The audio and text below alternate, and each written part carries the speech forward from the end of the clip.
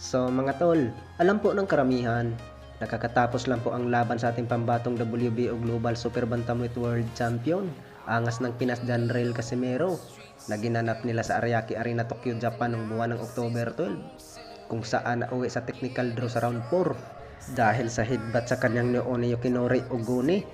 Bukod dyan mga tol, ay maraming nagtaka sa galawan ng angas ng Pinas at banat ng karamihan mga tol. Baka hindi daw nag-iinsayo ng maayos itong si angas ng Pinas Janrel Casimero. Sa hindi nakakaalam mga tol, pati rin yung kalaban ng angas ng Pinas Janrel Casimero nung buwan ng Mayo na tinalo niya sa Okada, Manila ng pambato ng Aprika na si Pilipo Situmbua, ay nagtaka rin sa pinapakita ng angas ng Pinas Janrel Casimero versus Yukinori Oguni. Bukod dyan, ay banat ni Pilipo Situmbua kung yun lang daw sana ang galawan ng angas ng Pinas Janrel Casimero nung naglaban sila sa Okada, Manila, ay tatalunin lang daw niya ang angas ng Pinas. Bukod dyan mga tol, ay nagtaka rin yung kalaban ng angas ng Pinas Janrel Casimero yung ginanap nila sa Korea nung nauwi sa no contest, pero binigay ng angas ng Pinas Janrel Casimero ang panalo by round 2 technical knockout. Walang iba, si Ryo Akaho. Bukod dyan, ay banat ni Ryo Akaho.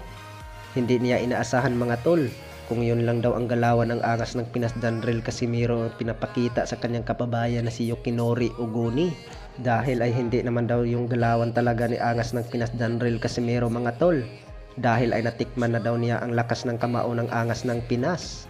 Bukod dyan, kaya umayaw daw siya sa round 2, ay nagdadahilan lang daw siya nun mga tol nung ang laban nila sa Korea, kaya nauwi sa no contest.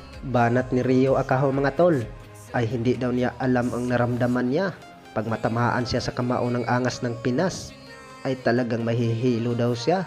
Sa kabilang banda naman mga tol, dahil po ay malapit na po ang bakbakan sa ating Unified Champion Marlon Tapales versus Undisputed Super Bantamweight World Champion Naoya Inoue ngayong buwan ng December. Sa hindi nakakaalam mga tol, ay marami talagang walang tiwala sa ating pambato na si Marlon Tapales, at banat ng karamihan mga tol ay kung pwede na sana maglaban muna ang Marlon Tapales versus Janrel Casimero, ay sigurado daw mananalo dyan si Casimero mga tol, para si Casimero versus Naoya Inoue ang gaganapin.